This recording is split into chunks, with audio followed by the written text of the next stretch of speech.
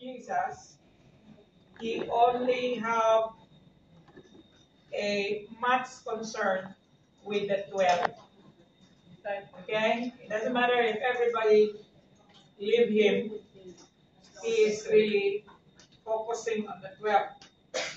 Now, this was crucial. If these few also quit, what would remain of his ministry? But Peter replied, Lord, to whom shall we go?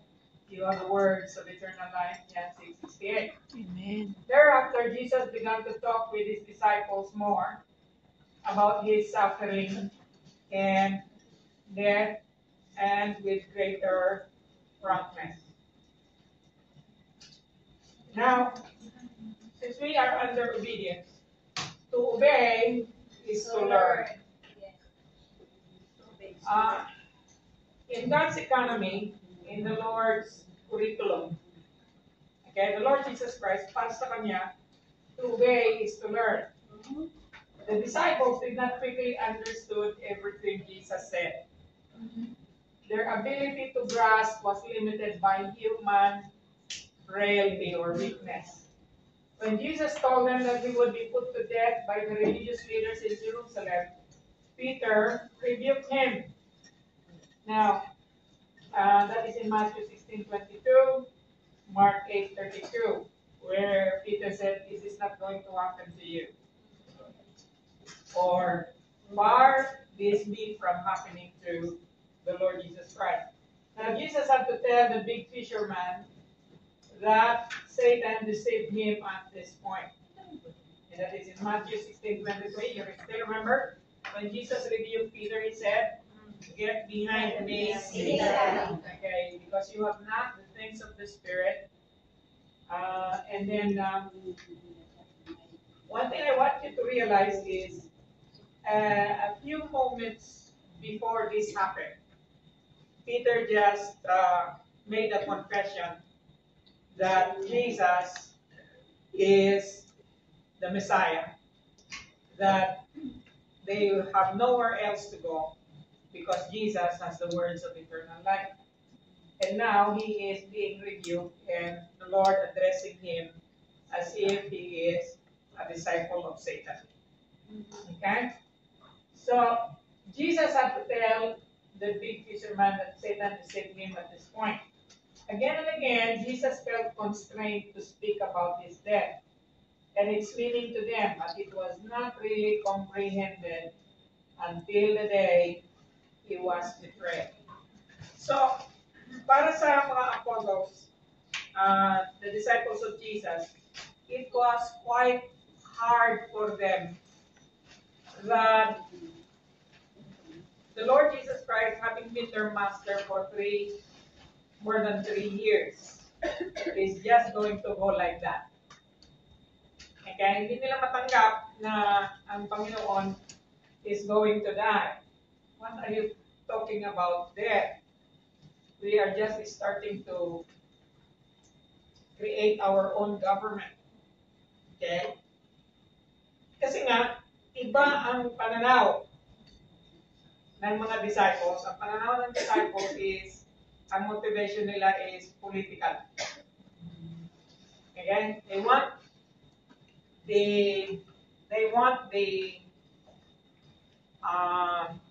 kingship. They want the kingship to be restored. They want the kingdom of Israel to be restored, literally. Okay? But the kingdom that Jesus is perceiving is not political. It is a spiritual kingdom. And minsan, hindi aligned. And to tell you frankly, minsan mahirap turuan ng spiritual things ang tao. Samantalang ang ipinunta niya dito sa Hong Kong ay makaipon at makarami ng pera. Diba? Yes. Kaya, the very reason why the prosperity gospel is very popular is because that is the longing and desire of an average Filipino.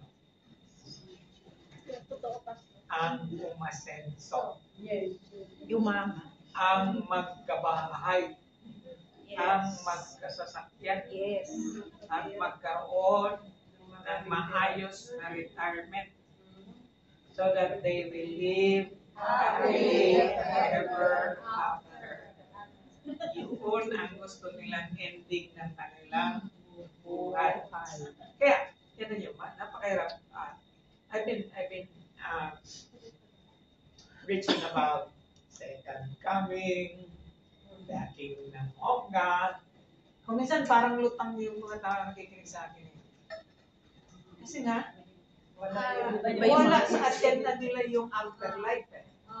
Now, let us be honest to ourselves. Very few people have an agenda of the afterlife. Yes.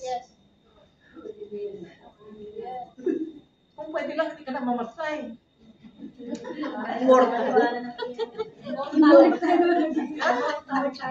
Kaya, hindi naman sinabi ni Rick Warren. Rick Warren always say, this one photo Rick Warren I cannot forget. Everybody is striving to live 100 years. Not knowing that you are going to live for eternity. Yes. Pero tinan mo, ang pinag-uusapan natin ng isip, plano, damdamin, Worldly. ay puro sa the scope of natin. How many of you believe you are going to reach 100? Some of you do not even desire to live 100 years. Huh? You desire? Yes. Good for you. Good for you. Okay. Me too. Okay.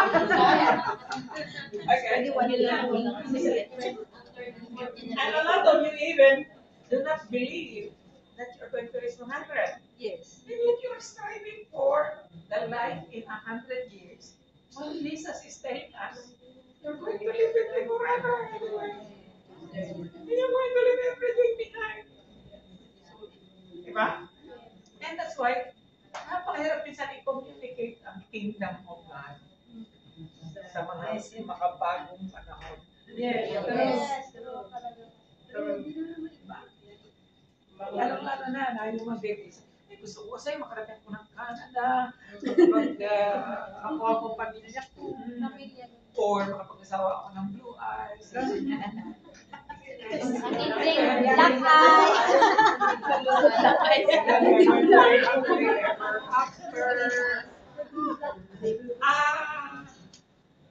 is not the kind of Lord ba? Yun yung agenda niya para sa atin. Hindi. Kakaibang agenda naman yan. He is preparing us for the coming kingdom. He is preparing us to the millennium. I believe yung 1,000 years yun, ang eternity pa. Pagkatapos ng millennium, meron ng eternity, di ba? Eternal life. Well, eternal life, sabi nila, starts the day you are born again. And yet, malayo-malayo yung damdamin natin sa eternity. And so, that unless we communicate that over and over and over and over, hindi siya mag-gets eh. Kasi, sabi niya, yung naman siguro nag-iisip na, basta mag-preach ka naman na, paano ako yayaman? Interesting subject. Isn't it? But that is not what it is. It's not Financial freedom. meron na freedom. Financial freedom. Financial freedom, that was a long time ago. Hindi ko naman siya inulit-ulit lang. Okay? Pero hindi tama.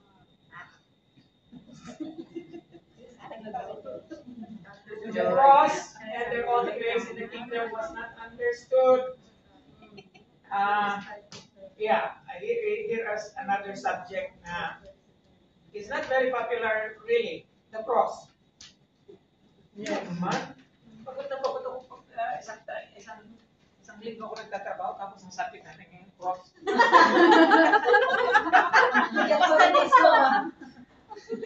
Bigat na ang trabaho ko sa bahay, mapapasok mo ba ako ng cross? Diba? Okay. Somebody read Luke 22, 24 to 30. Luke 22 to Luke chapter 22, Oh, yes. verse 24 to 30. Yeah, the next reader, John 13, 1 to A 20 dispute says. also arose among them as to which of them was considered to be greatest. Jesus said to them, the kings of the Gentiles lord it over them, and those who exercise authority over them call themselves benefactors. 26. But you are not to be like that. Instead, the greatest among you should be like the youngest, and the one who rules like the one who serves. 27. For who is greater, the one who is at the table or the one who serves? Is it not the one who is at the table? But I am among you as one who serves. 28.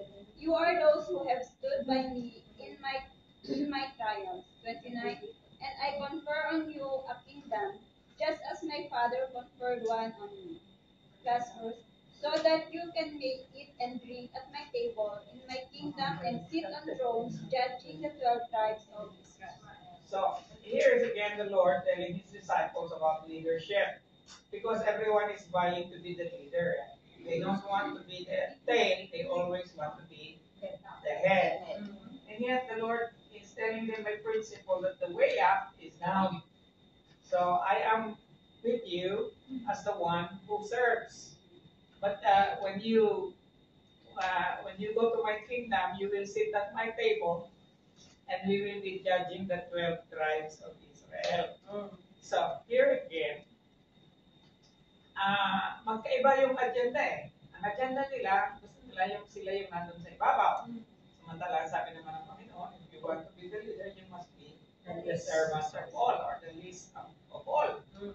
And then, pag nangyari ito, pagdating na ng kaharian ng Diyos, you will sit with me on the table, judging the 12 tribes of Israel. Ako lang kayo pumupuno kung you make it to heaven. Okay? In my kingdom. Now, John 13, 1 to 20. Mababa.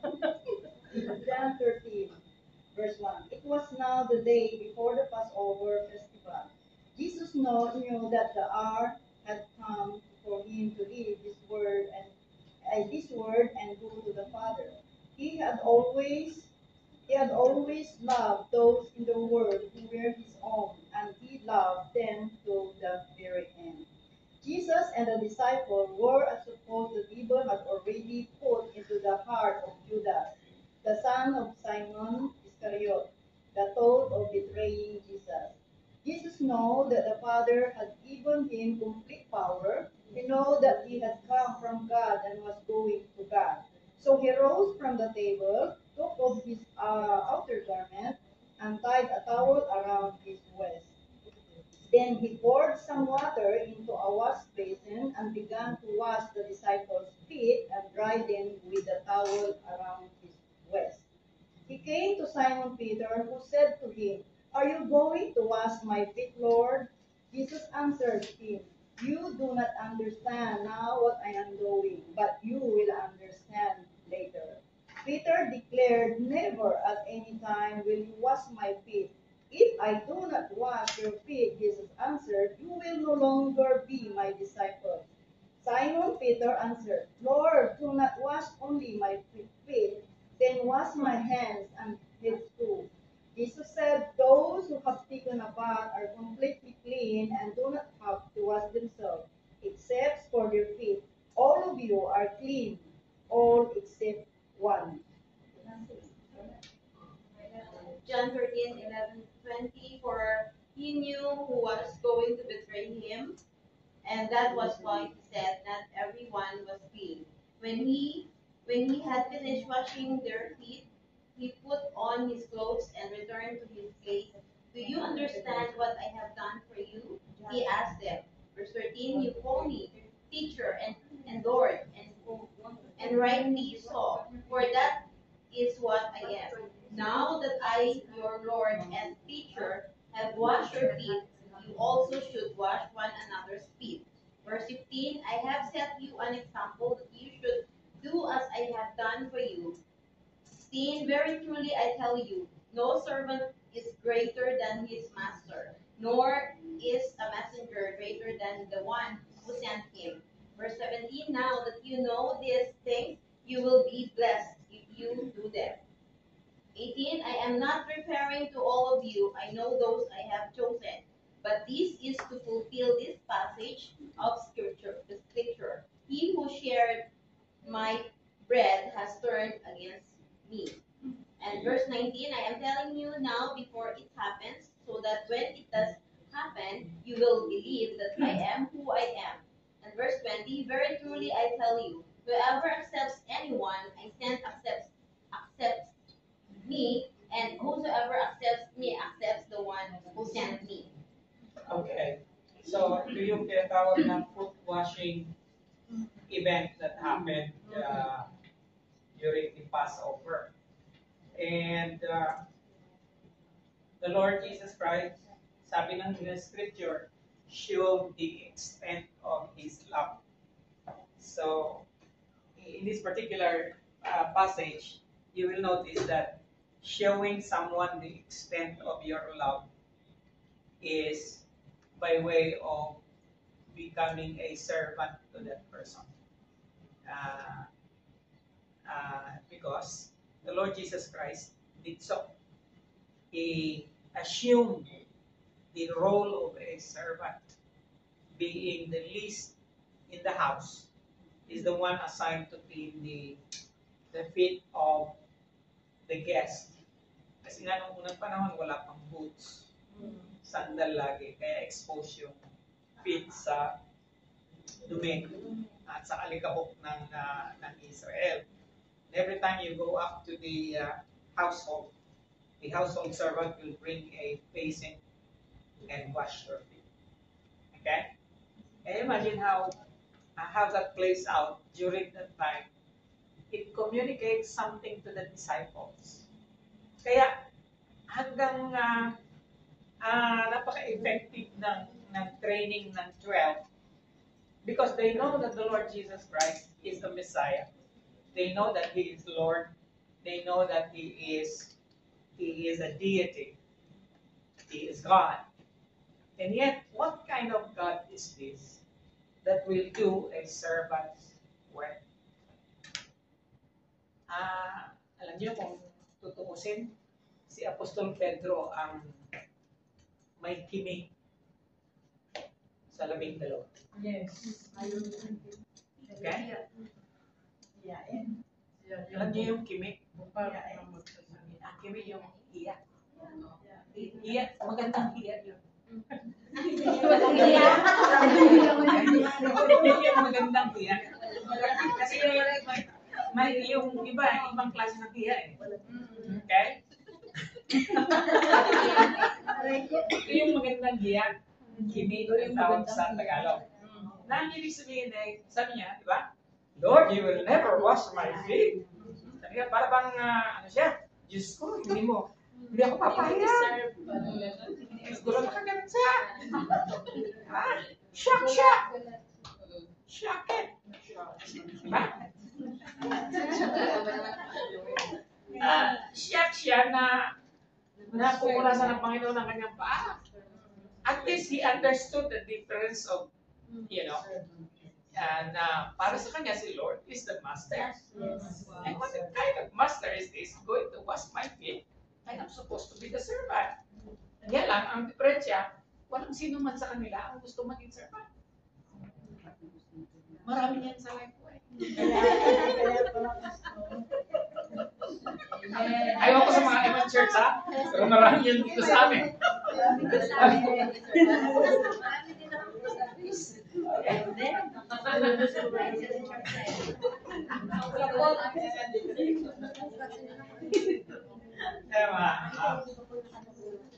Bihira ang we always like the good jobs, the class A ministries. But the Lord is looking for our attitude towards ministry. Hindi yung position yung attitude natin towards doing something for. Okay? And ipinakita niya yun in that event alone, that example alone. You can write probably volumes of book about humility, about ministry, about many things. And you see how the Lord teaches us a powerful teaching method. You want to be great in the kingdom of God? You have to be a servant of all. Example, okay. I'm going to give you an example. And this is the example. And yung labing dalawa na pinili niya, lahat sila may attitude. Okay? They argued as to who would be the greatest in the kingdom. Okay? So, laging may attitude na magaling ako. Mas magaling ako. As to who would be the greatest in the kingdom, si James and John wanted to be the prominent ones. Kasi magkapatid sila, di ba? And yeah, grant that my two sons, sabi ng nanay, pati yung nanay may attitude eh. Sabi ng nanay, grant that my two sons will sit on your left and on your right. Okay? Kung sa atin pa yan ngayon, the nerve. The nerve. The nerve of the nanay. And the other 10, nung marinig nila, they were indignant. They were harsh with others who did not agree. Diba sabi nila sa kay Lord, pwede ba tayong tumawag ng kidlat at sunugin ha natin tayo? Okay? Hindi nila, no? They are mad at parents who wish to bless their children. Remember when the parents were bringing along their children to bless him, and they rebuked him and saying, "Let the little children come to me, and forbid them not, for such is the kingdom of heaven." Now they missed what it meant to follow. So to follow Jesus is to follow his example and to obey his command. Okay? If you love me, you will obey my commands. So the teachings of Jesus are quite simple and yet very challenging to obey. Lagi tayo nakakatulo sa obedience. Okay? So, Jesus patiently endured this because they were willing to follow him. Jesus was willing to put up with their spiritual immaturity. He knew that they could master these defects as they grew in grace and knowledge. Obedience to Christ thus was the very means by which those in his company learned more truth. One of the things that Jesus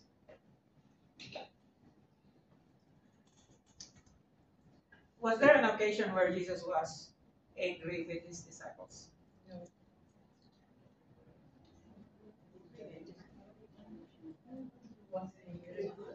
Was there an occasion in the Gospels where Jesus rebuked them out of his desperation or frustration?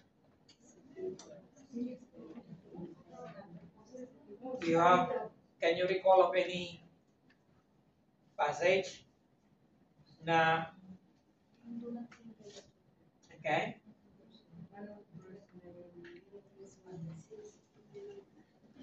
Siguro mayroong review na slide lang, pero hindi ko nakita na ang Panginoon revealed a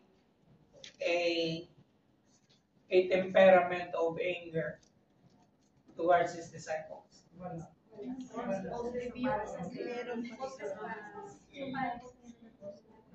And the Pharisees is different. I mean to his disciples.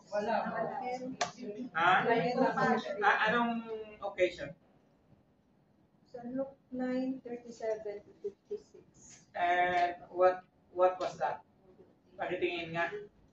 Luke 9. Luke 9. Luke 9:37 to 56.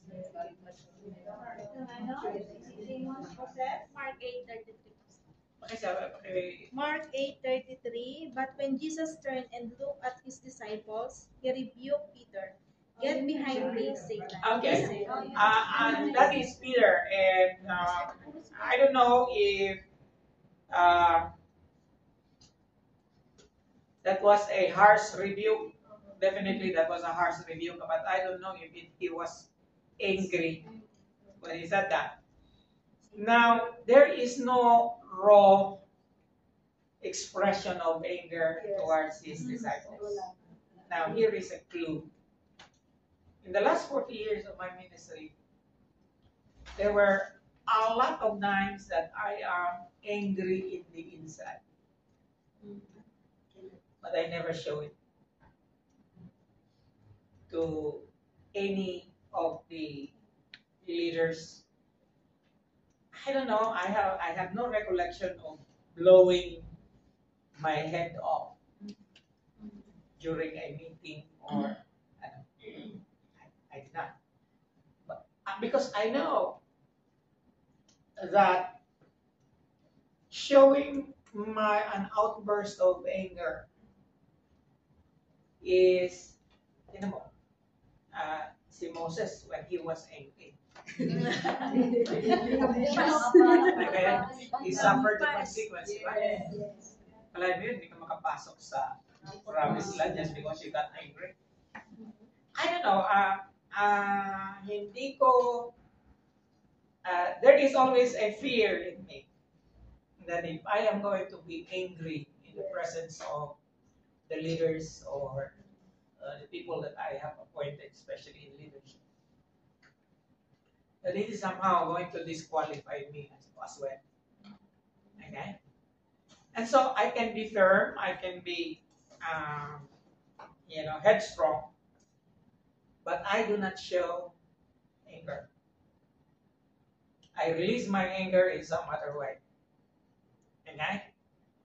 And probably you should too, in relation to the people that were assigned to you.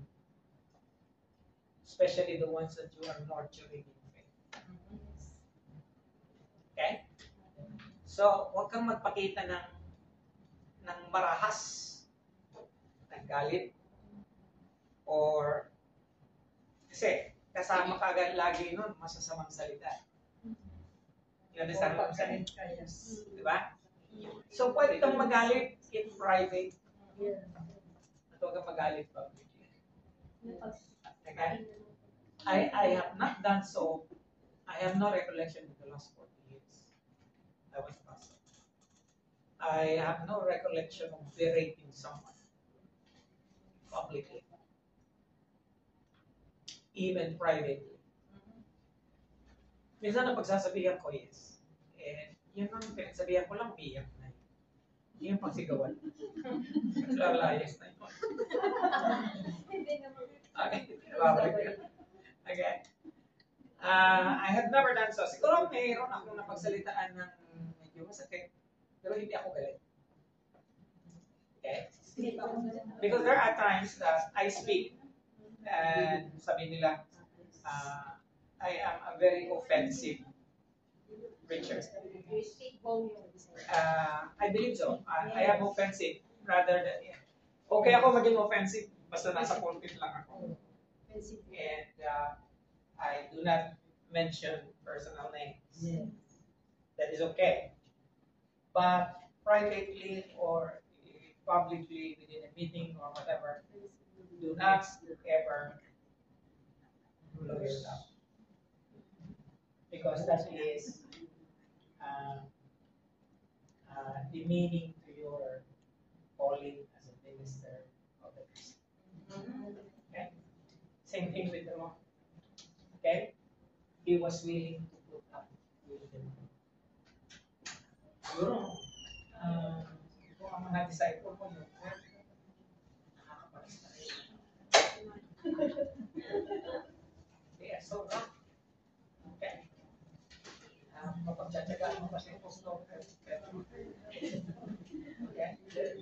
handle it. Mahirap siya pagkayan. No? Obedience to Christ thus was the very means by which those in his company learned more truth. Jesus did not urge his disciples to commit their lives to a doctrine, but to a person who was the doctrine. The Lord Jesus is himself the doctrine or the teaching. And only as they continued in his word could they know the truth. Same thing with us. Yeah, again, let's go back to the two disciplines I really want you to teach people in your group. Prayer and the word. Amen? Amen. Proof of love. Obedience is the expression of love. I like this. If you love, you will obey. A lesson emphasized on the eve of his death. In an upper room following the Paschal meal or the Passover meal, Jesus said, "If you love me, you will keep my commandments. He that hath my commandments and keepeth them, it is that loveth me. And he shall be loved of my Father, and I will love him, and I will manifest myself to him, unto him. If a man love me, he will keep my word, and my Father will love him, and we will come to him and make our abode with him." Now, when you say you are going to make an abode with him, what do you mean? They are going to abide, or they will make their home with him. So, we are told that when we are saved, only the Holy Spirit is in becomes a part of us. Because the Holy Spirit becomes a deposit in our hearts. Remember? According to Corinthians. But this particular verse is telling us that the three persons of the Trinity will have a fellowship with you. If you love him and give or obey his commands. Okay? If only we can really absorb the meaning of that. Na pag sinusunod natin ang Panginoon, meron tayong fellowship hindi lang sa Diyos Ama, kundi sa Diyos Anak, at sa Diyos Masyaman. So this is all demonstrated by Jesus. Continually gave consent to the will of his Father, which made it possible for God to use his life fully according to his purpose. So, very complete example of obedience is the Lord Jesus Christ himself. That's why he said, "My meat or my food is to do the will of him that sent me and to accomplish his work. I seek not my own will, but the will of him that sent me. I have kept my Father's command and abide in his love. Not to my will, but yours be done." And the cross was the climax of Jesus' vow to do the will of God.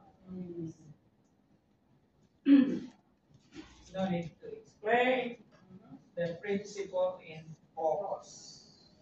A father must teach his children to obey him if he expects his children to be like him. How many of you, your father expects you to be like him? I mean, children, father in the flesh. Alam mo ba nang maliit ka pa? Ayaw mo ko sa inyo, nang maliit pa kami. Ang expectation ng tatay ko sa akin, malampasan ko pa yung achievement niya.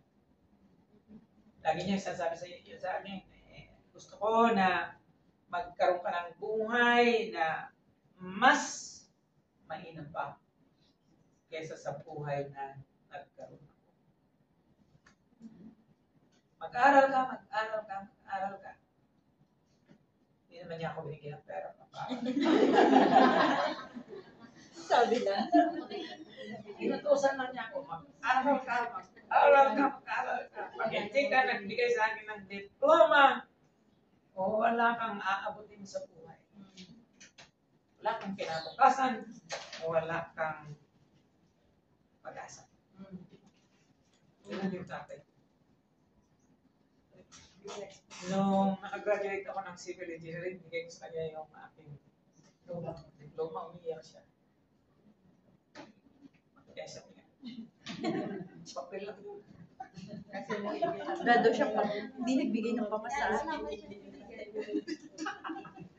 Okay? Umiiyak siya sa akin. Ngayon, pwede mo lang gawin kung ano ang gusto mo sa buhay mo, bahala ka na. Basta ang kanya, nakatapos ako ng 5-year degree course. Okay? Ako nang pangarap niya sa akin, maging abogado ko, okay? Wala namang abogas niya sa lugar namin. So, sabi niya, kahit ano lang, basta 4-year degree course. Kasi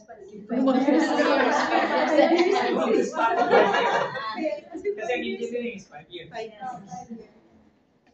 Now, nung nakagraduate na ako, wala ako na. Iyak tuloy siya. Napakalaga sa kanya ng issue of paper na yun. At knowing na hindi rin naman ako magiging engineer. Nung pagkalawas kong nag-graduate, sinama ko ng Panginoon sa ministry. And so, ano ang relationship niya din sa ating sama? Noong panahon kasi namin, ang salita ng tatay batas yun eh. Yes. Hindi katulad ngayon. Ang batas ngayon yung anak. Yes, I praise and thank the Lord na naabot ko yung panahon na ang batas ng tatay. Okay? Ang salita ng tatay yun ang batas. Kasi kung hindi ko siya sinunod, hindi ako nakagraduate. Iba siguro ang aking life ngayon. Anyway, so no one can ever be a leader until first he has learned to follow a leader. Okay? So, here's again another lesson. Before you become a leader, you need to be a follower. Kaya, ang tinitreat mo, yung mini-mentor mo ngayon, yun yung mga future leaders. And so you have to strive to become an example. Okay? So he drilled in them along the way the necessity for discipline, respect for authority. No one knew better than Jesus that the satanic forces of darkness were well organized and equipped to make ineffectual any half-hearted effort of evangelism. And it is always the reason why we do not have a strong evangelistic effort in the church, because this leader-follower relationship is not being enhanced. Okay? So, this required absolute obedience to the master's will, even as it meant complete abandonment of their home. I praise and thank the Lord kasi early in my relationship with the Lord Jesus Christ when I became born again, hindi ko alam kung ano ang panahon ngayon. Kasi noong unang panahon, I was reared in a church where so even in Sunday school, we are always told to obey. Obedience, obedience, obedience. And it's being hammered on us over and over again. Lumaki ako sa Sunday school. Since I was 7 years old, nasa Sunday school na. Hanggang nag-high school ako, nasa Sunday school. College na ako, nasa Sunday school pa rin ako. Hanggang nagtuturo na ako. Ang una kong tinuruan, Sunday school. Yeah, young adults. But I was already in college. Okay? So, can you see the difference? You need to go through the same thing. Hindi ka pwedeng leader ka agad, follower ka muna. And the longer the followership, the better the result. Okay? Mas mahaba yung pagsunod mo sa isang leader. Okay? And I praise and thank the Lord din noon kasi lahat ng churches sa Pilipinas, madala, hindi naman lahat, but karamihan sa mga churches sa Pilipinas, hindi na ngayon, laging may Sunday school. Ma-baptist ka man o ma-Pentecostal, may Sunday school. At nung mga bata pa kami, Sunday school, yung flannel board, yung ginaganon. Tapos ididikit mo yung ano sa parang tela siya. Tapos may mga cut-out na ni Jonah. Isda malaki. And I grew up listening to that. So, maganda yung foundation. Same thing ngayon. Now, dito rin siya ngayon, maraming hindi nagdaan dyan. Marami nakakilala sa Panginoon. Kanya lang, somehow there must be a session na yung sa discipleship program kasi dapat meron talagang tinuturo. Ito yung mga basic things na kailangan malaman ng isang Christian. Things that he should obey, things that he should practice on a daily basis. Na hanggang hindi nangyayari yun, we will keep on producing substandard believers. Okay? Kasi akala natin noon, pag na-born again ng isang tao, automatic change na siya. Meron na sa agad siya. Makabago na isipan. Hindi totoo yan.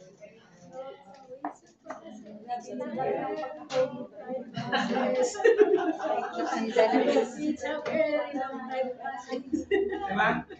Nangyayari hindi? Nangyayari. Yes.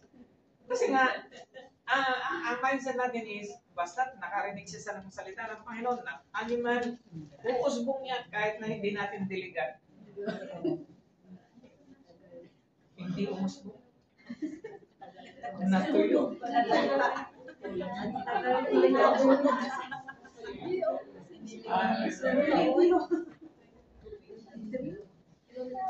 Okay, the principle applied today. Why are so many Christians today ineffectual in their witness? Bakit? Sige nga, sagutin natin kayo lang. Bakit daw ang mga Kristiyano ngayon hindi effective ang kanilang witness? Kasi hindi po nagmamature. Hindi nagmamature? Sige, isa siguro yun. What else? No true repentance. No true repentance? Sige, pwede siguro. Wala po yung real transformation. Yes, ito na sinabi niya, yung being born again. Hindi nila yung true relationship to the Lord. Ang nakikita ko dito, and I believe in the last many years of my pastoral ministry, na ang dahilan kung bakit ineffectual yung witness is because of a faulty follow-up. Wala talagang nagtiyaga. Wala tiyagang nagtiyaga na samahan yung taong yun, tabihan siya, and maging model niya. Okay? Na, kumbaga, yung discipleship hindi nangyari. Walang nagturo. Okay?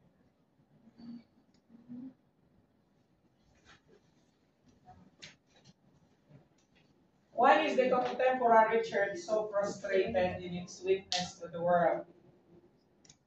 Isang problema pa nakikita ko dito. The joy is gone. Okay? Kaya kailangan ng church ngayon, kung tatanungin ako bilang pastor, ano ang number one kailangan ng church today? Is revival. Yes. Kasi kung walang move ang Holy Spirit, walang revival, there is no joy. Sino magtsatsaga kung wala kang joy? Joy lang si Joy. Ay, Joy.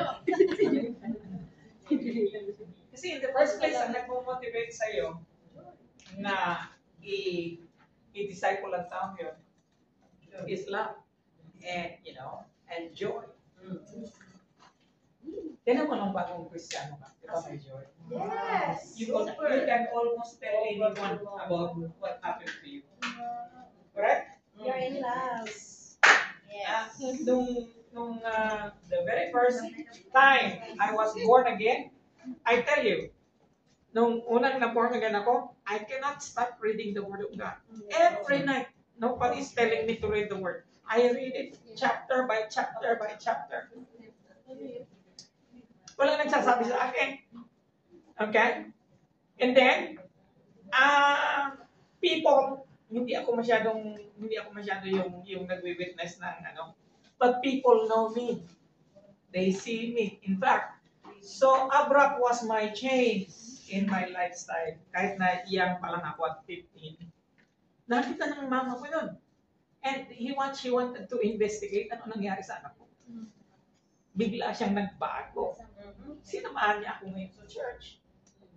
Just because of that witness na I didn't even tell him John 3:16. She just saw that I was changed. And so she went with me to the church. And before long, she also received Jesus as Lord and Savior of her life. Then came my sister. Taka din siya. Oh, bakit nagbago sa mama? Bakit hindi na siya ganun? Yeah? And then before long, lahat ng mga kapatid ko, we were already going to church. Except my dad. My dad was later in life. So you see, what the church needs now is a brand new move of the Holy Spirit. Because if there is revival in the church, there will be excitement and joy to share. Amen? Amen. So you need to pray for revival. It doesn't happen according to our will, but the will of God. So, why is the contemporary church so frustrated in its witness to the world? Is it not because there is general indifference to the commands of God? Yes, of course. Whenever there is apostasy, hardness of heart, prevailing wickedness in the church today. Okay? Now, the tragedy is little is being done to correct the situation. This is not the time for despair, but for action. It is high time that the requirements for membership in the church be interpreted and enforced in terms of true Christian discipleship. Followers must have leaders who will instill in these newcomers the meaning of obedience. Now, let's look back there. It is high time that the requirements for membership in the church be interpreted. Pupunta ka sa Pilipinas ngayon. There are very few churches that require membership. Tatanungin mo sila, ilan ang member ng church ninyo? Sasabihin niya, mga 200. Ang ibig sabihin niya, lahat ng dumarating every Sunday. Okay? Walang formal na membership. Okay? Now, tatanungin ko kayo. Ano ang tunay na member ng isang church? Commitment. Ano ang patakaran ng commitment? Okay? Tithing. What else? Leaders? No. Okay. The best way to know, to put a distinction between a member and a non-member is membership application form. Doon na naka-stipulate na lahat doon. Are you willing to support the church? pay your tithes and offering. Are you willing to be called upon to fill up ministries when you are able and when you are called upon to serve? Okay? Kaya madidistinguish mo kung ilan yung members na nagko-qualify as member of the church. Madidistinguish mo rin yung hindi pa nagko-commit sa church.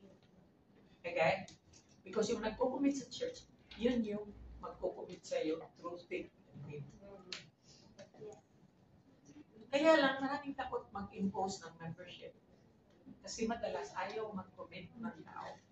At pag pinakukumit mo na sila, maghahanap na sila ng ibang church na hindi nagpapakumit. Yes. True or false? True. Okay? Kasi nga pa Kaya napakababa ng commitment sa church ngayon. Kasi nga, anything goes. Walang requirement for membership. Okay? Sa ibang church naman, pag nabaptize ka na, member ka na. Sa life ko hindi. Iba pa yung baptism bago membership. Baptism muna bago membership. Requirement ng membership, kailangan baptize ka. Requirement ng baptism, kailangan born again ka. Okay? Paano mo malalaman, pastor, na born again ng tao na naging nabaptize? Okay, may interview. And then, pasusulatin ko pa na the story of my salvation. Laging ginagawa namin yan. Kasi, paano mo malalaman na ligtas yung tao? Ina-assume mo lang ba dahil nag-church every Sunday, born again? Hindi yun.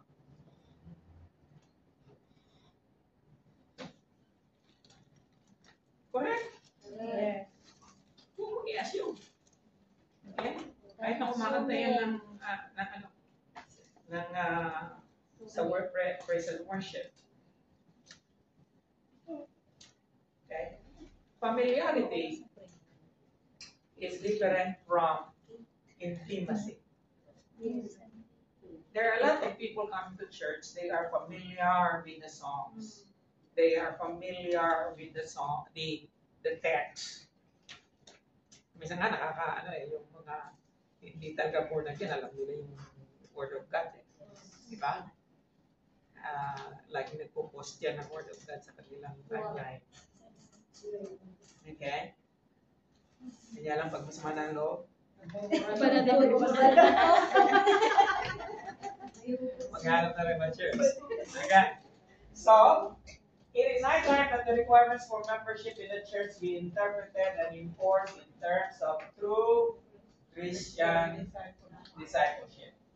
Followers must have leaders who will instill into these newcomers the meaning of obedience. Now, ito pa namang merong mga katuruan ngayon. Basta tinanggap mo na si Lord as Lord and Savior of your life, you are saved. Wala ka nang dapat gawin. Ginawa na ni Lord lahat sa cross. Mali. Hindi totoo yan. Okay? Hindi na tayo nasa ilalim ng batas. Ay nasa ilalim na ng biyaya. That is just half of the story. Hindi na tayo nasa sa ilalim ng batas ni Moses, pero nasa sa ilalim tayo ng batas ni Jesus. And lahat ng batas sa Old Testament na in-affirm sa New Testament, batas pa rin natin ngayon. Right? Okay lang kayo?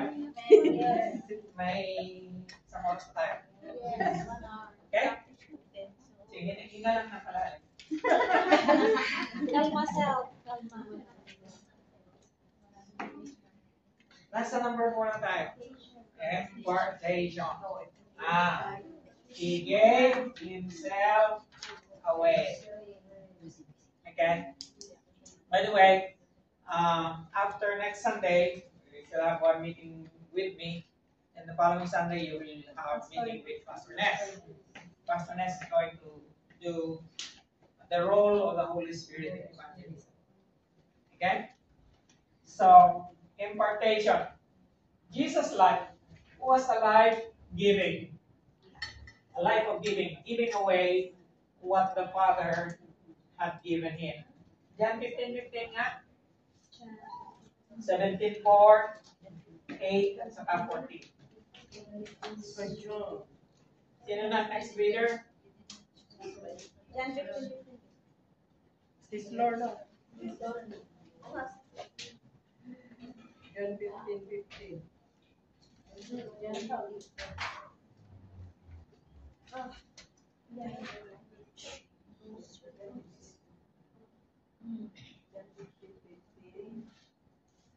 John 15, I no longer call you servant, because a servant does not know his master's business.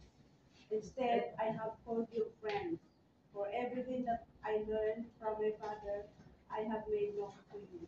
So everything I have learned from my Father, I have made known to you. That is John 15:15. What is verse 17? Chapter 17, verse 4. Then,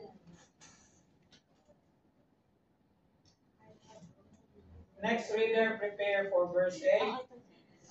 Next reader, prepare for verse 14. John 17, 4. 17 verse 4. John 17, verse 8. John 17. I have brought you glory on earth by finishing the work you gave me to do. Verse 5, and now, Father, glorify me in your presence with the glory I had with you before the world began. Okay? I have finished the work you have given me to do. Verse 8.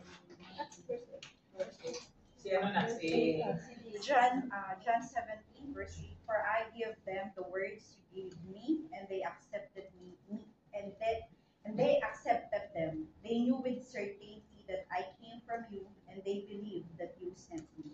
So I have given them the words that you gave me. So notice here that even the words that Jesus spoke was given by the Father. Verse 14. You are my friends if you do what I command. So you are my friends if you do what I command. Is that verse 14? John 17, 14. John You have read, it's the wrong verse. 14. 14. I have given them. John 17, 14. I have given them. I have given them. I have given them your word, and the world has hated them, for they are not of the world any more than I am of the world. Okay. Wala tayo.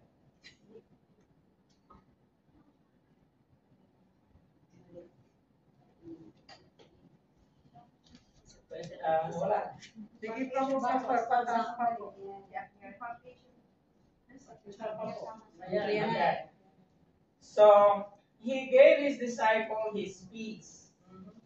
My peace I give to you. That is John 16:33. Correct? Yes. Matthew 11:28, the same. Come to me. What is John 16:33? I have told you these things so that in me you may have peace. In this world you will have trouble, but take heart, I have overcome the world. Okay, I have overcome the world. You have peace because I give you my peace. Matthew 11:28. What is that? Come to me, all you are weary, but burdened, I will give you rest. Okay, peace is the same as rest. Is joy. John 15:11. Sister Luz. Next is 17:13. John 15:11. I have told you this so that my joy may be in you, and that your joy may be complete. Okay, the keys to the kingdom. 17:13 muna. John 17:13. I am coming to you now, but I say these things while I am still in the world, so that they may have the full measure of my joy within them. So that you will have the full measure of my joy. And then the keys to his kingdom, Matthew 16:19. 16:19. I will give you the keys of the kingdom of heaven. Whatever you bind on earth will be bound in heaven, and whatever you loose on earth will be loosed in heaven. And he has given his glory, John 17:22. No, John 17. John 17, John 17, 22. Yes. Then Jesus said to his disciples, therefore I tell you, do not worry about your life, what you will eat, or about your body, what you will wear. No, 17. 17. I have given John 17. I have given Basically prayer of Jesus. 17, 22. 2. Then he said to his disciples, the time is coming when you will. Iba. 22. Oo. 17, John 17, verse 22. Glory to God.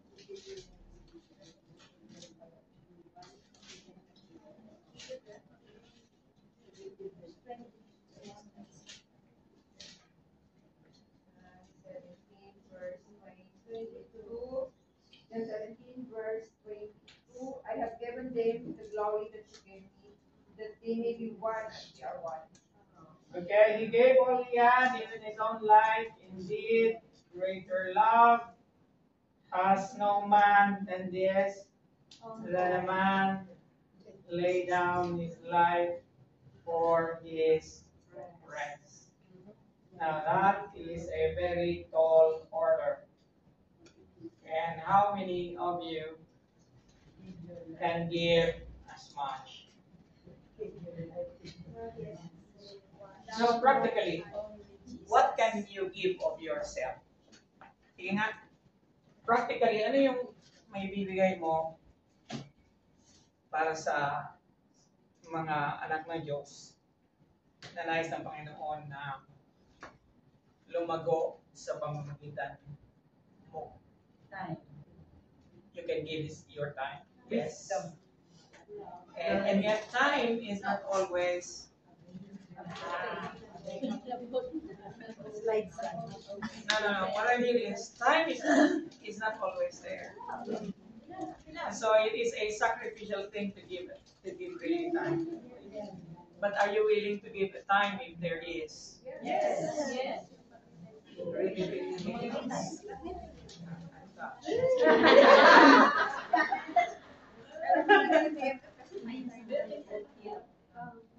What else can you give?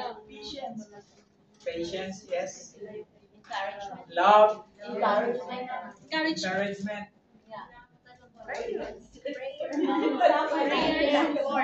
Maybe assistance. But of all these things, what is the greatest thing that you have? It is always, all of these things is motivated by love. Okay? Kaya, we need to ask the Lord, Lord, give me love. Give me compassion. Kasi kung wala ka compassion, it is not going to be even probable to be able to mentor someone. Okay?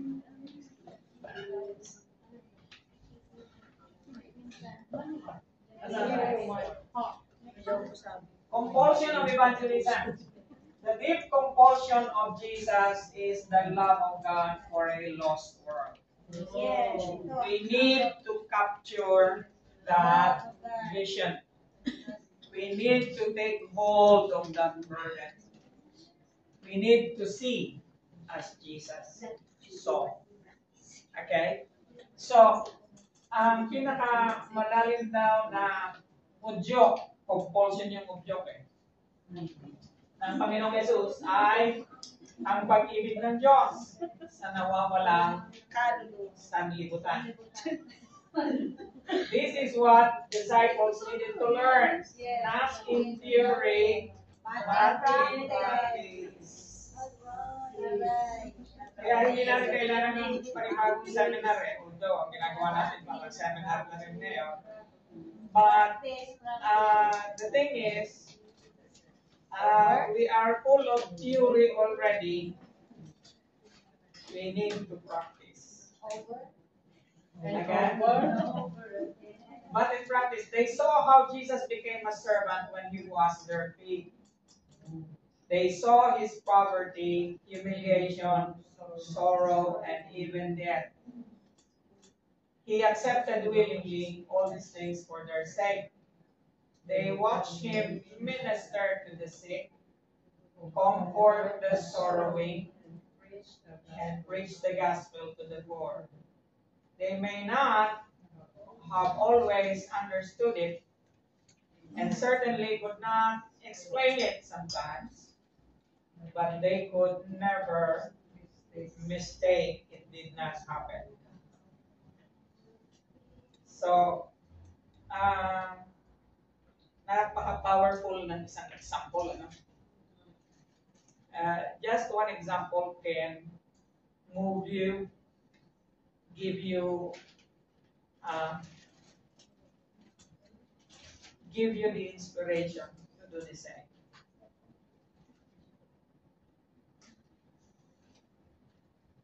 A picture conveys 1,000 words. And a good example is a lifetime of education.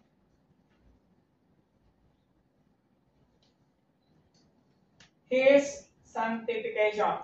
Ito na yung sinabi ko kanina. The loving service to others constituted Jesus' sanctification. Now, dalawa ang kahulugan ng sanctification. Ano yun? Saan galing ang word na sanctification? Holiness.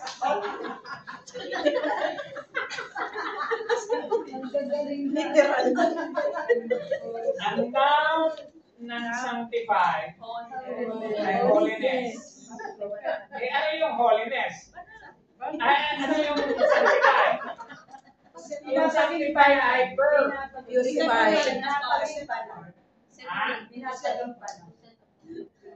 O binabanal.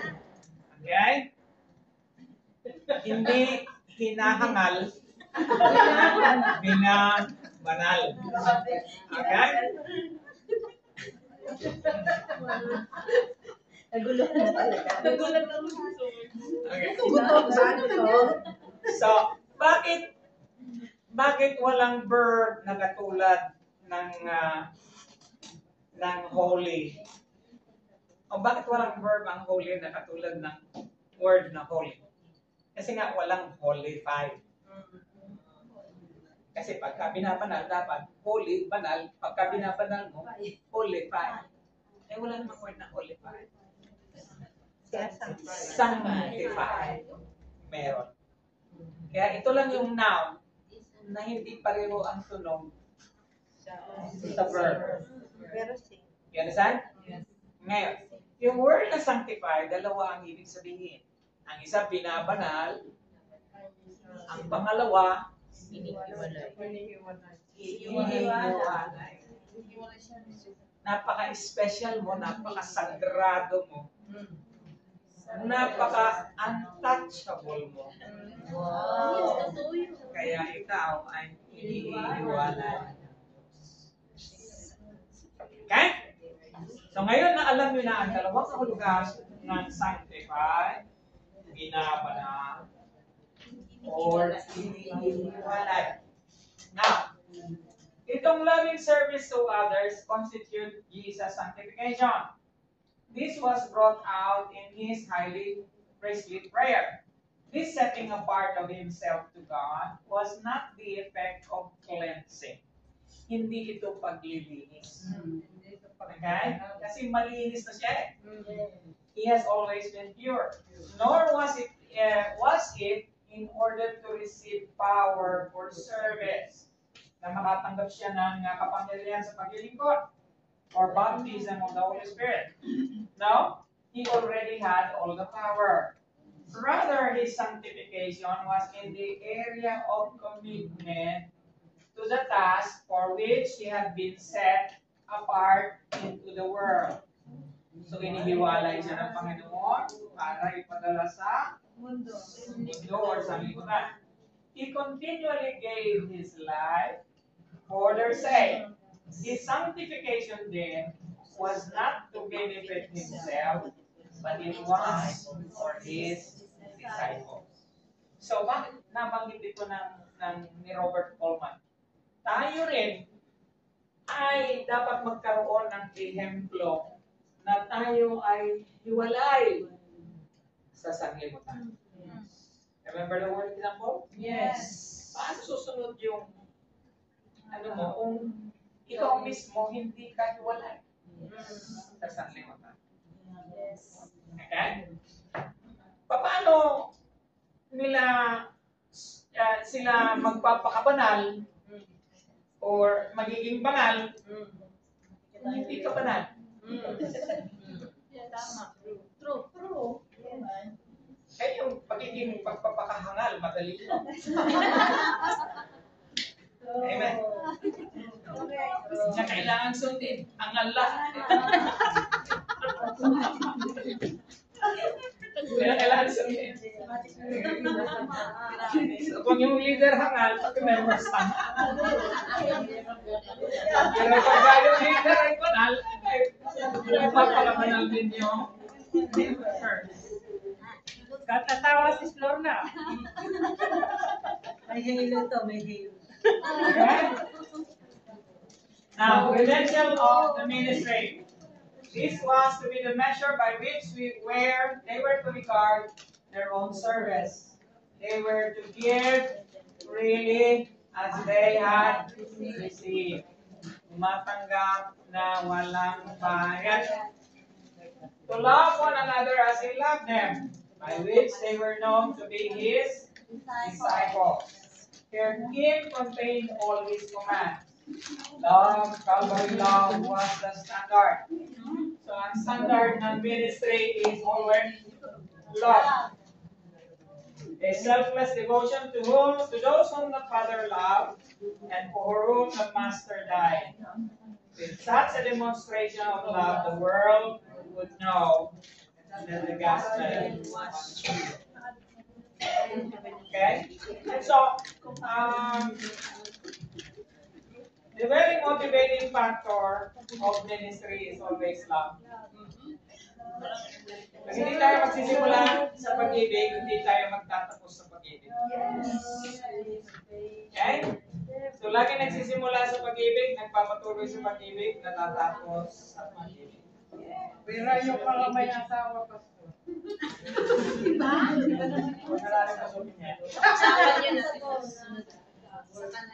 Now, the work of the Holy Spirit. This experience with Christ could not be created by human ingenuity. Jesus' life was mediated through the Holy Spirit. To live in Christ, one had to be born again.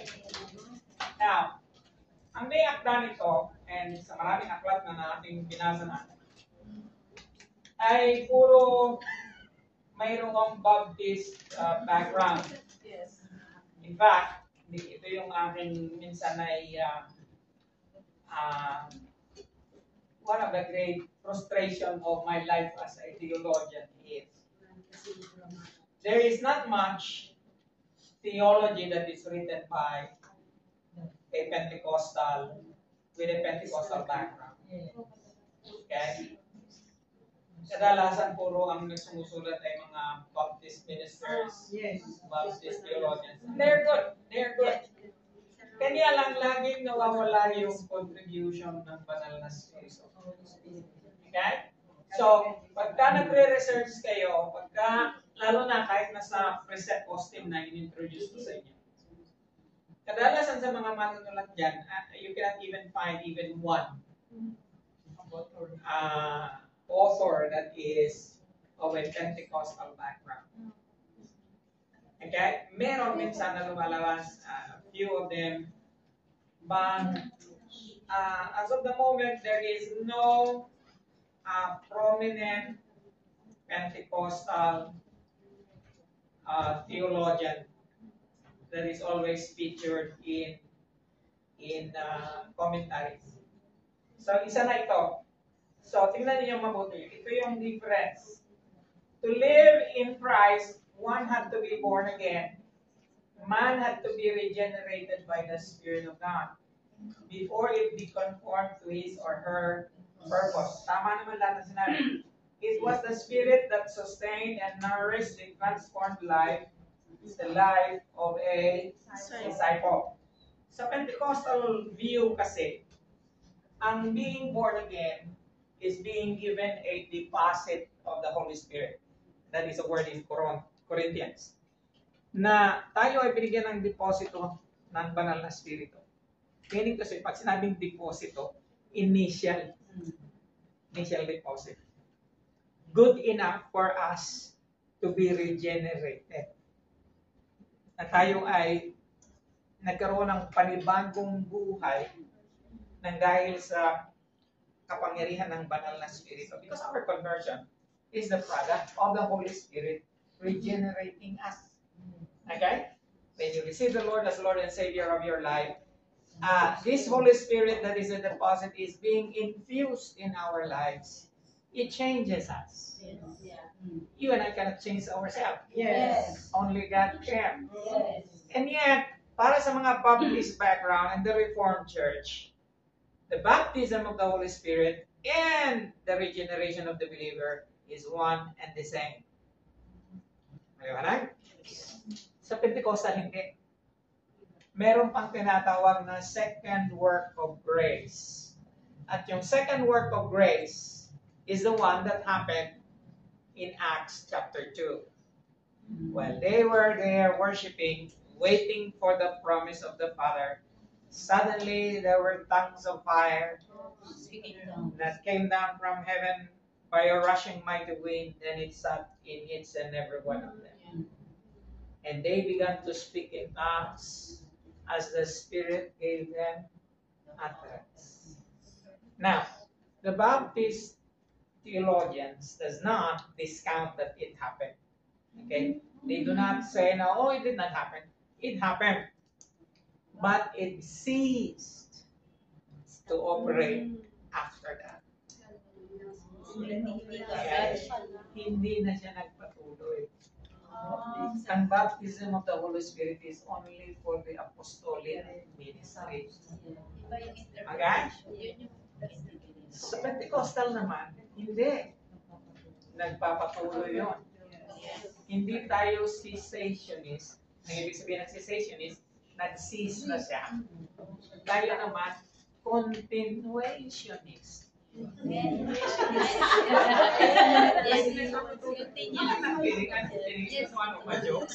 We are continuationists. Hindi tayo cessationist. Na maghanga ngayon, nag-ooperate pa rin ang banal na spirito. Nag-ooperate siya. Kaya itong mga Baptist na ito, kagagaling. Okay? Kagagaling. Pagdating sa banal na spirito, pobo. Okay? Kasi sabi nila, ang kaloob ng Panginoon bilang evangelista, bilang propeta, bilang apostol, hindi na siya valid. Especially the gift of prophecy, it has already ceased. Okay? Wala nang apostol ngayon. Kasi ang requirement ng isang apostol is dapat nakita niya si Lord face to face. Okay? Sabihin naman ng mga katulad ni Benny, nakita ko si Lord. Nagpahayag siya sa akin. Okay? Nasabihin ni Kenneth Hagin na, okay, kausap ko lang siya kahapon.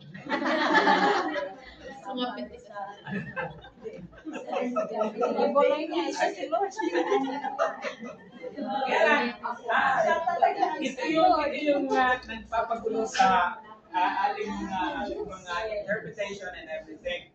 But anyway, I have so much respect for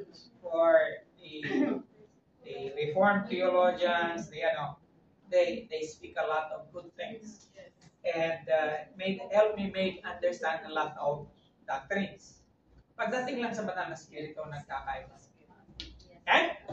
So ngayon na naiintindihan nyo yan, ngayon sinasabi niya, to live in Christ, one had to be born again. That's correct. Man had to be regenerated by the Spirit of God. That's correct.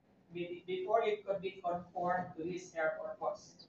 It was the Spirit that sustained and nourished the transformed life of a disciple.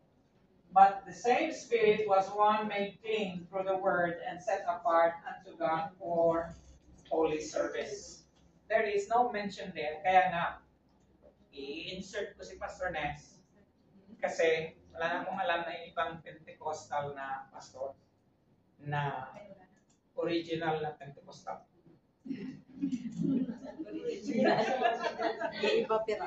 Wala nang original na Pentecostal ngayon. But it's Pastor Ness. Well, anyway, he is coming here. He will make more clear teaching on this one than any other. So only the Spirit of God can enable one to carry on the redemptive mission of evangelism. But to give credence to the Pentecostal movement, the largest church today among the evangelicals are the Pentecostals. Okay? Sa Pilipinas pala, ang Assemblies of God, pinakamalaking church na sa Pilipinas, ang Assemblies of God. Even in membership. Okay? Nagkahiwalay pa nga sila eh. Kung magsama yung buong church na yun, siguro, together, we have almost 10,000 churches in the Philippines. Hindi na nagkakakilala ng mga pastor. Sa dami.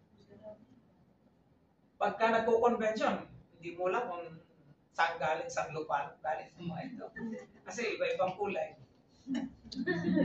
Okay? Pero puro Pilipino. Okay? And there are, pagka may convention, thousands of them. Okay?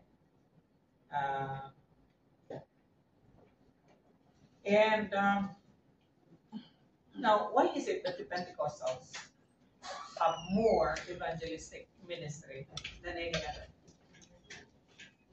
Because they are filled with the Holy Spirit. Okay? Yun ang advantage ng mga Pentecostals. Kanya lang, pag kinausap mo si John MacArthur, sasabihin niya, ang mga Pentecostal, mga demonyo yan. Kasi nga, hindi siya naniniwala sa Spirit of God. And yet, gusto ko yung theology ni John MacArthur because in other fields of theology, he is correct. Pagdating lang sa Holy Spirit, oo ko siya.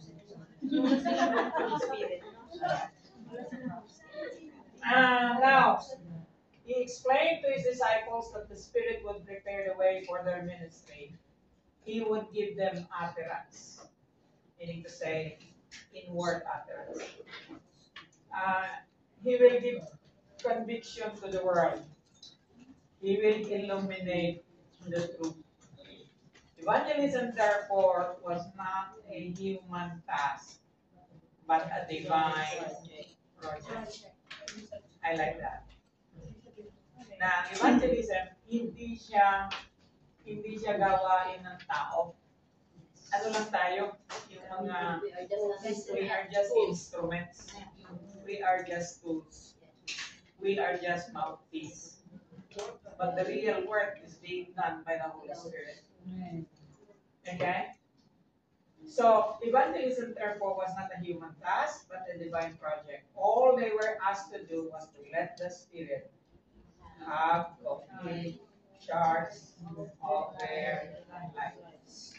And yet again, kaya kailangan natin ng revival sa church.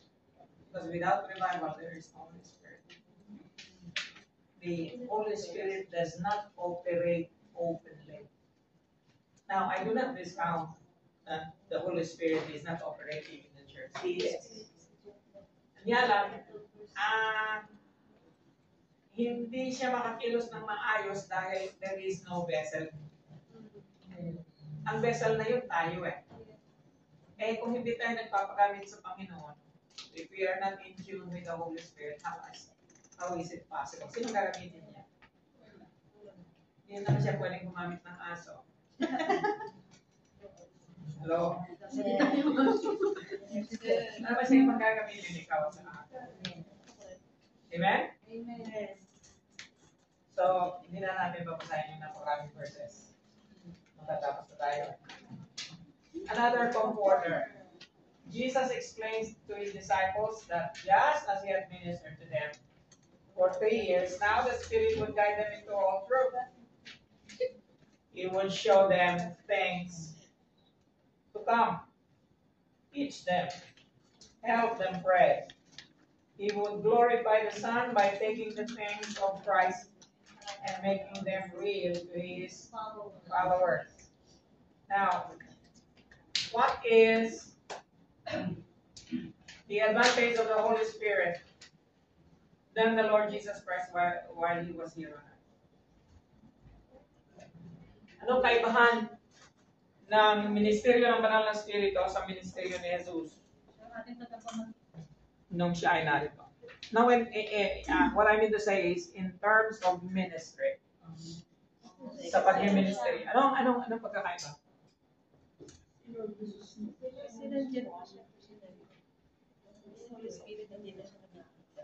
Close your eyes and isip.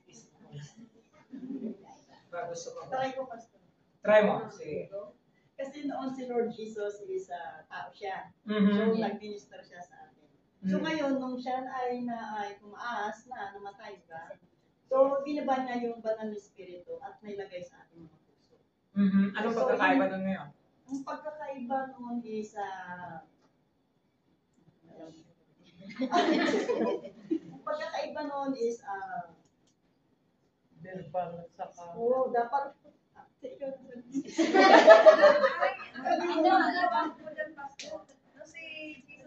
Nung si Jesus po ang nag-ministry, parang iilan lang pong tao yung kanyang na-sharean ba? Unlike sa Holy Spirit, na ibinuhos niya sa lahat ng tao. No, except that. In other words, Bigyan ng conviction sa atin. correct na yung sinabi niya. Kanya lang, kailangan pang medyo, maging malinaw. Anong pagkakaiba? Ang ministry ni Jesus, nung siya ay nandito, tama yung sinabi niya, tao siya. So limited. Okay? Pero yung Holy Spirit. Limited dahil he cannot be in two places at one time. Hello? Now, hindi ibig sabihin na wala siyang kakayahan na maging nasa o kung anumang parte ng bahagi ng buong mundo sa isang panahon. Kanya lang hindi niya ginamit yun kasi tao siya. Okay? Nagkatawang tao. So limited yung scope ng kanyang ministry. Yes. Ngunit nung ibinuhos ang banal na spirito, Unlimited. naging unlimited siya ngayon. Bakit? Bakit? Hindi mo pwedeng hindi mo pwedeng ikulong ang banal na spirito sa isang lugar. Pwede siyang sabay-sabay tayong lahat ay puspusin niya sa isang pagkakataon.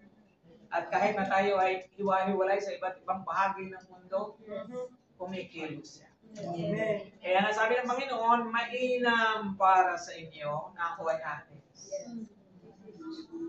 Kaya mainam sa inyo na ako ay uuwi na.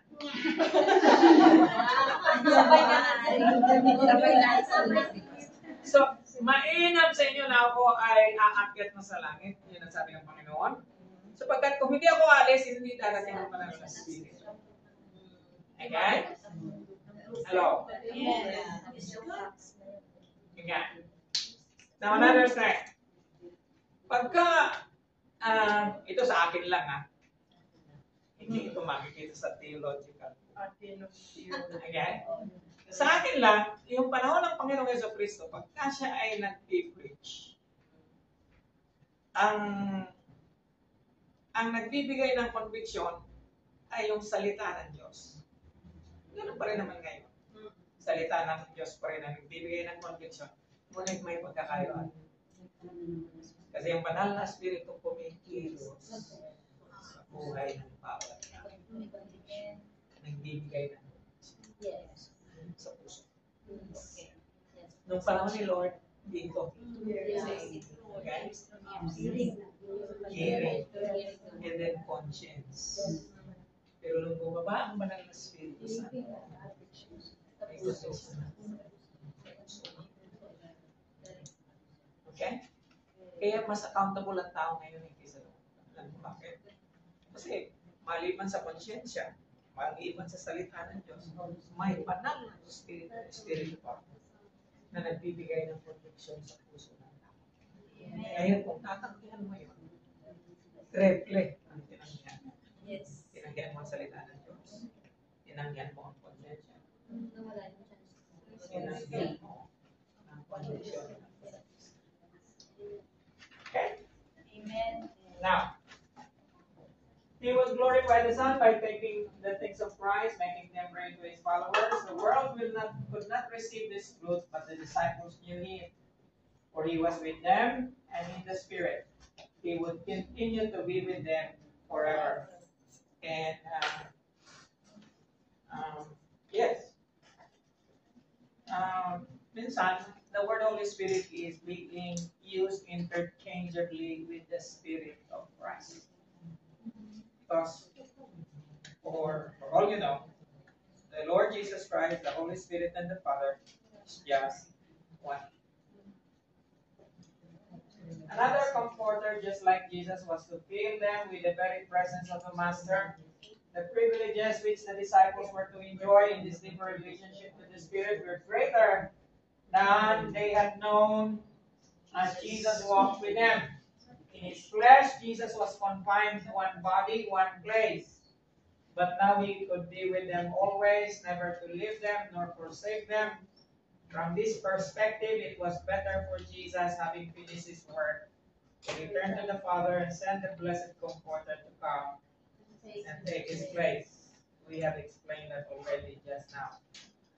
So the secret of the victorious life, it is easy to see then why Jesus expected His disciples to tarry until His promise became a reality.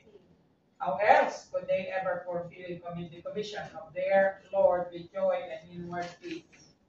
Nothing less than a personal baptism of the Holy Spirit would suffice. The superhuman work demanded supernatural help, an endowment of power from on high.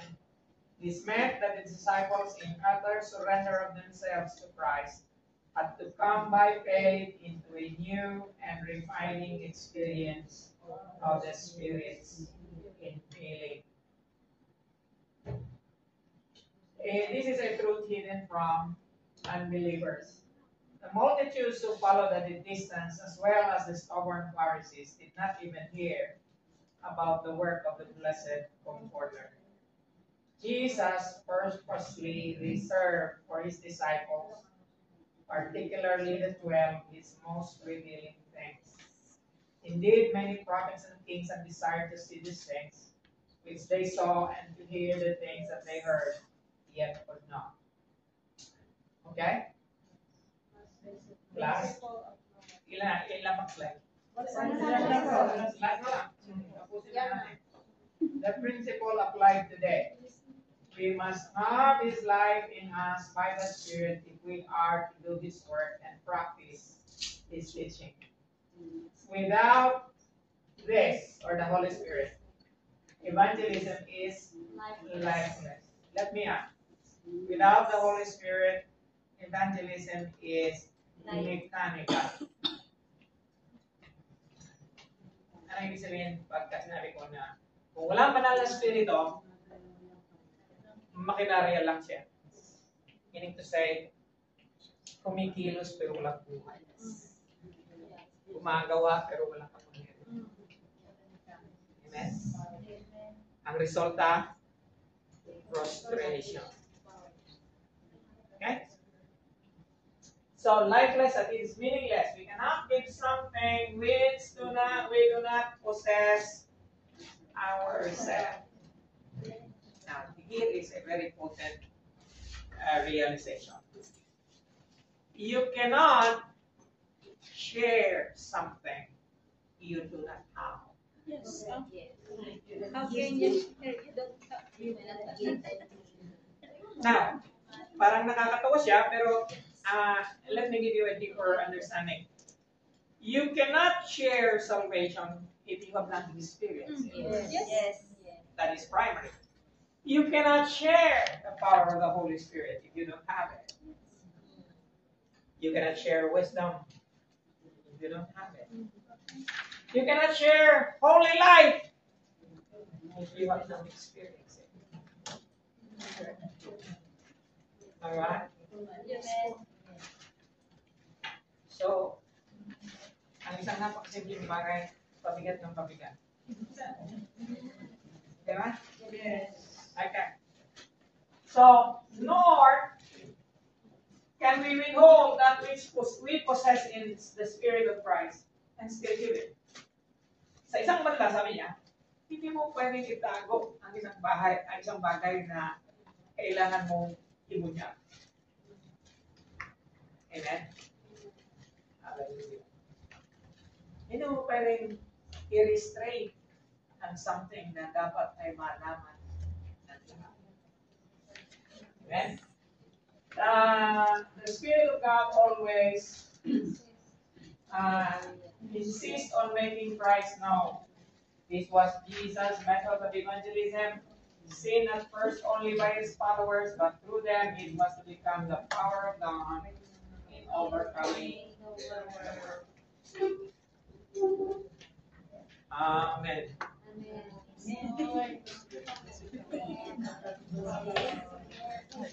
So magpo-quiz na tayo next.